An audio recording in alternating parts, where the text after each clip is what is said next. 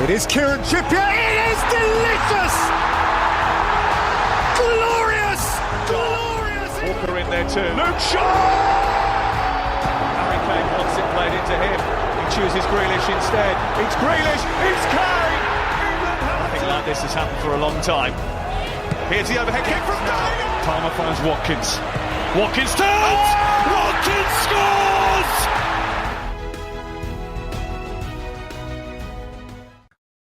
Hello and welcome to the Gate 102 podcast. I hope I find you well. Thanks for joining me for this episode. Game number 52 I'll be talking about today. England against Poland at Wembley back in March 2021. And it's quite a memorable game. But before this, thanks to everyone who listened to my last episode, which was me talking about England's 2-0 win against Albania in Tirana. The one back in 2021, as I know recently, in modern times, England won 2-0 in the exact same stadium, but that was obviously a different time. I find it quite ironic how the time I record that episode, England play there in the modern day and get the exact same score. So, yeah, it's bonkers. Yeah, England against Poland, and this was another World Cup qualifier. England were top of the group, having won their first two games. But this was obviously a step up. Poland were a stronger opposition, had a lot of better players, so it was always going to be a sterner test. Having said that, Lewandowski was in fact injured for this game, and he was obviously Poland's biggest goal threat and main player at the time. So in terms of the team, there's only one change from the team that beat Albania. Nick Pope remained in goal in the absence of Pickford. It was a back four of Kyle Walker, John Stones, Harry Maguire and Ben Chilwell. Ben Chilwell replaced Luke Shaw, who got an assist in his last game, so it was a shame. But I think maybe Southgate's was managing Luke Shaw's minutes as he was still recovering from a long-term injury. And also Chilwell was in good form, so it wasn't too much of a difference. The midfield was Declan Rice and Calvin Phillips, sort of playing the deeper role, with Mason Mount playing in the number 10 position. Then Phil Foden was deployed on the right, Raheem Sterling out on the left, and captain Harry Kane leading the line up front. And I mentioned this last episode, but the foundation as to what Southgate was going to do for the Euros was starting to become clearer. For example, he played Rice, Phillips and Mount in midfield again. And at this point, you're thinking, yeah, this will probably be the midfield at the tournament, and obviously it was. So I think things were starting to become clear and obvious as to what his thought process was for the tournament. And I think Southgate was enjoying playing this 4-2-3-1 formation at the time, as it allowed both defensive solidity, but also meant that creative attacking players could go and do what they do best.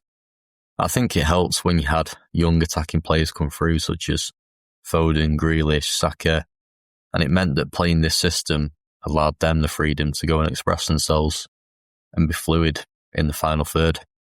Whereas I suppose if you contrast that to 2018 at the World Cup, the attacking options England had were very limited, so that's probably why he went with wing-backs rather than wingers. So, yeah, I think the ideas, what Southgate was thinking were quite noticeable before the tournament started in this camp.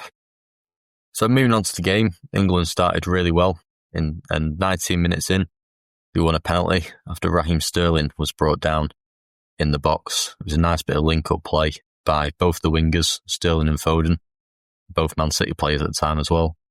They causing the penalty, and it gave England a golden opportunity to score early on from 12 yards out. And when England get a penalty, you might as well be giving us a goal. Harry Kane stepped up and fired it high and down the middle of the goal for a really composed penalty. Very routine as usual, and England were 1-0 up. Now this goal meant that Harry Kane became the leading penalty scorer for England to pass in Frank Lampard's 9 converted penalties from the spot. So that was Harry Kane's 10th penalty score for England overtaking Frank Lampard. I mean, at the time of recording this now, Kane must have scored, I don't know how many penalties, but it must be over 20. I'm sure probably more like 25. But yeah, Mr. Reliable when it comes from the spot. I think regarding Poland's point of view, they struggled to create many chances, especially in the first half. I think the best moments sort of came from counter-attacks and against the run of play, but England defended really well. But I think overall, England definitely dominated the first half in terms of possession. It's just a shame that we were not as ruthless in front of goal, because we created loads of chances and it could have easily been more than just 1-0. And it's similar to the Albania game before this one. England should have been ahead by more goals going into half-time. So it was a shame that it was only 1-0. But England went into the break, I suppose, in a comfortable lead. But it did mean that the game would become very open. Because I think when you're 1-0 up, the next goal is very important. I mean, every goal is important, but when you're winning by a small margin of 1 goal, the next goal can sometimes determine how the game's going to go. And unfortunately, from England's point of view, it was Poland who got that next goal. And it was a really poor goal to concede as well. John Stones miscontrolled the ball near his own penalty box, just took a heavy touch and sort of hesitated a bit. And it gave Poland the opportunity to pounce on his mistake. And next thing you know, their striker, who's 1-on-1 with Nick Pope, he fires it into the far corner and gets the equaliser. So this was really annoying because it was one of the first major chances Poland had all game, and it came from England's own doing. This was actually Nick Pope's first goal conceded for England as well, between the sticks. So I suppose it was the end of a good run of clean sheets for him as well. And after Poland equalised, the game was becoming became very open and very stretched, because Poland were trying to win the game and nick a winning goal, but so were England as well. And that meant that a lot of spaces opened up in the attack, and it was quite an entertaining watch, to be honest, but also nerve-wracking, as you're thinking, this is a sort of game England must win if they want to win their qualifying group. But England kept on pushing, kept on having chances, but nothing really came from it. And you were thinking, like, are we going to get a goal here? Are we going to have to settle for a point? But 85th minute of the game, England had a corner, and we know how good we are from corners and set pieces. That's something we saw throughout Southgate's time in charge.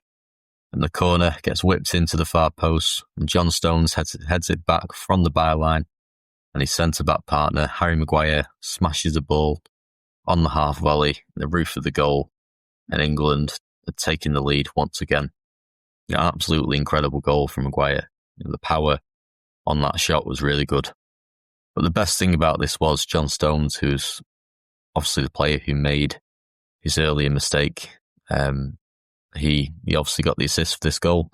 So that was nice that he made amends, and a nice bit of redemption for him. It was lovely assist.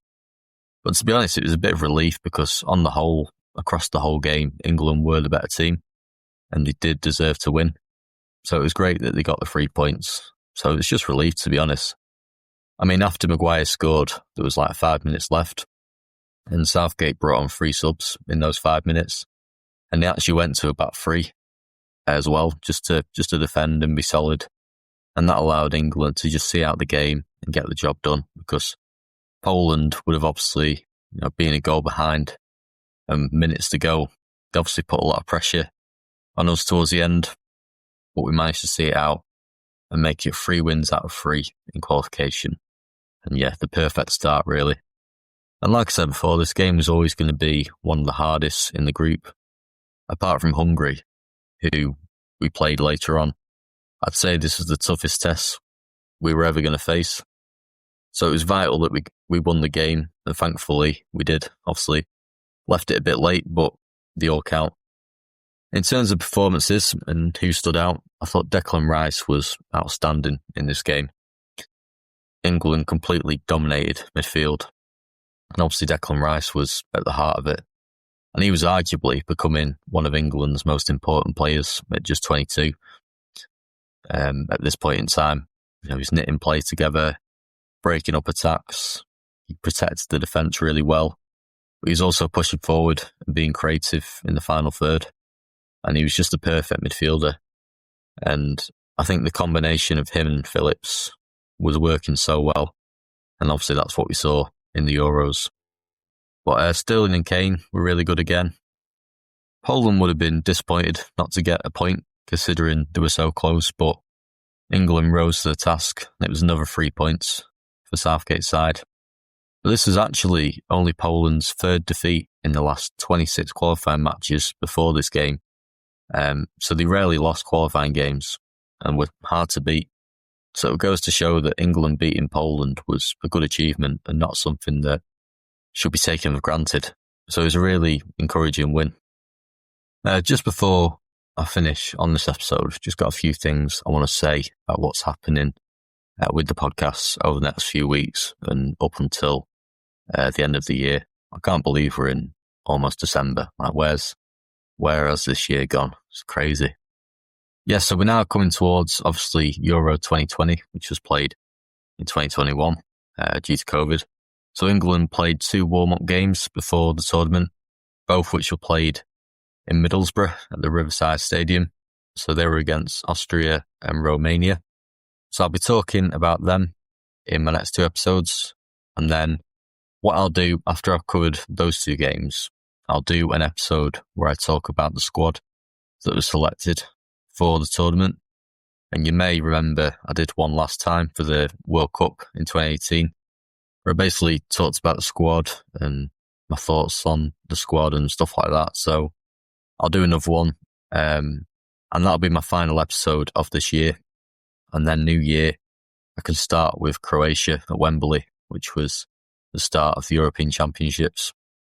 I just thought I'll be having a break over Christmas and New Year, so there's no point me doing the Croatia game and starting the tournament off, and then breaking off midway through the tournament for a few weeks.